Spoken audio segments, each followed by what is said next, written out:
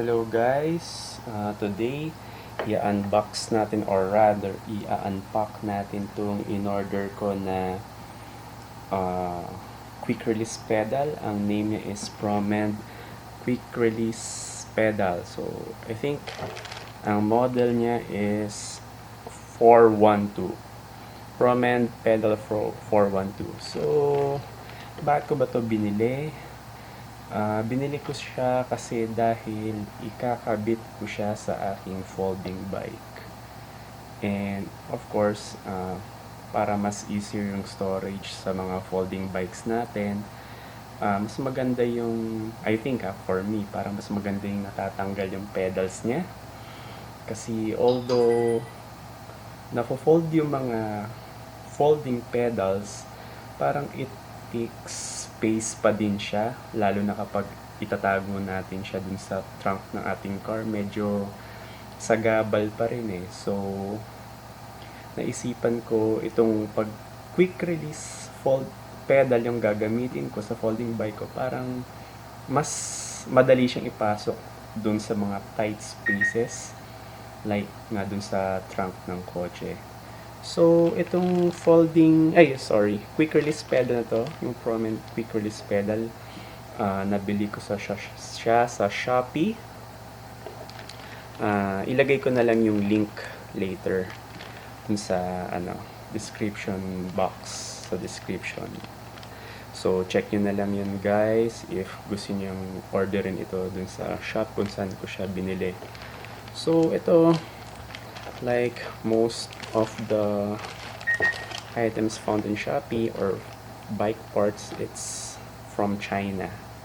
So, ito siya, nang na-receive ko, naka-ano lang siya, naka-plastic pack, so no box.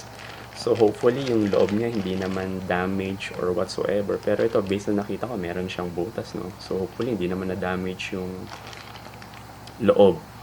So, sige.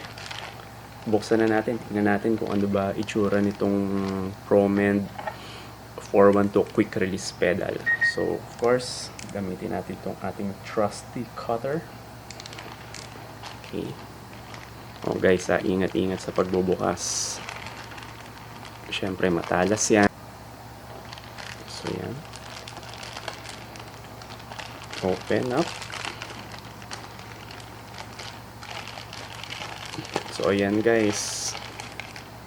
Kita natin, wala nang laman. Let's just throw this away. So, ito siya. Naka-plug lang siya sa parang foam type material. And then, naka-packaging tape. So, open ulit natin. Tingnan natin kung anong itsura ng laman. Ayan.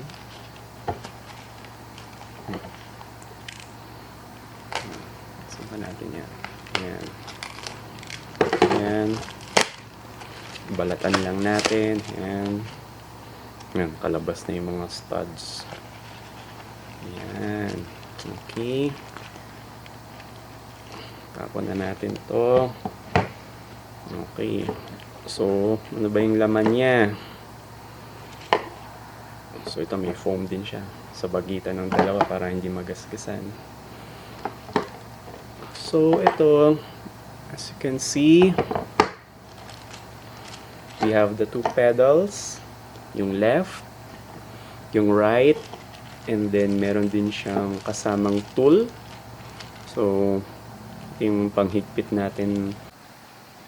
Okay, so, konti ulit natin. So, describe lang natin kung ano ba yung itsura niya. So, as you can see, color black siya. Yan. Then, kulay red yung anong tawag nila dito? Studs. Yan nga ba? Tama nga ba yan guys? Comment nyo na lang down below kung tama yung pagkakasabi ko. So, on the front side, yan. Kita nyo, kalagay dyan yung logo. Promend. And then, on the other side, it says here PD-F57. So, ayan siya. So, same din sa right pedal, ganun din. Promend, lagay Promend, and then PD-F57, and of course yung R to differentiate the left and the right pedal. Meron namang naka-indicate, may letter L, and then here letter R. Sorry kung medyo out of focus siya. So letter R yan. So base specs ng pedals na to, made of aluminum daw siya. And then I think yung shaft niya, ito is made of steel. Yan. And then also sealed bearing na siya. So yan, smooth naman siya. If try ko siyang i-rotate, fairly smooth. And siguro while using it, so kada gamit din siguro to mas magiging smooth pa to. So hopefully yan. And then by the way guys, ito rin pala, kung makikita nyo, meron siyang, I think it's rubber. So siguro para ma-protectionan from pumasok yung tubig inside. Ayan. Tabi mo natin to. So, paano ba siya naging quick release o paano ba siya tatanggalin? So, for example, nakabit na siya sa pedal na ganyan, right? Ipupush nyo lang siya. Ito, itong bakal na to. Push nyo lang siya. And then yan, pwede nyo siyang higitin. Yan. So, ito siya. Yan. Yan.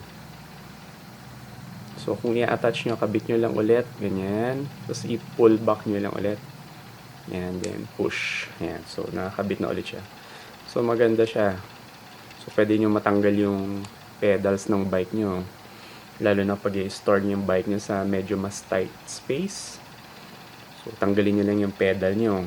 So, yan. And another tip dyan, guys. Maganda tanggalin nyo rin yung pedals nyo. For example, ipapark nyo yung bike nyo saglit sa labas. So, parang deterrent na rin din siya sa mga magnanakaw o magtatangka magnakaw ng bike nyo. So, pag nakita nyo, oh, ba't walang pedal to? So, I think for them, useless na siya, diba? So, yan. Yung magandang feature niya rin yan. Also, guys, measure naman natin siya, diba? Kung ano ba yung measurements niya. Kunin ko lang yung ruler. Okay, let's use this ruler. Ayan. So, yan. Yung width muna. Width. Yung pinaka-pedal na lang. From yung pedal. Ayan. So, yung dulo-dulo, ha. So, mga 3 inches. 3 inches siya. Haba niya. Ayan. Then, ito naman. Around 3 inches din. So, 3 by 3. Yan.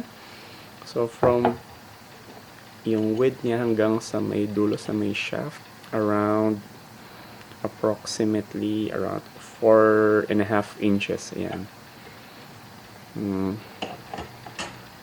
Pasensya na, guys. Wala.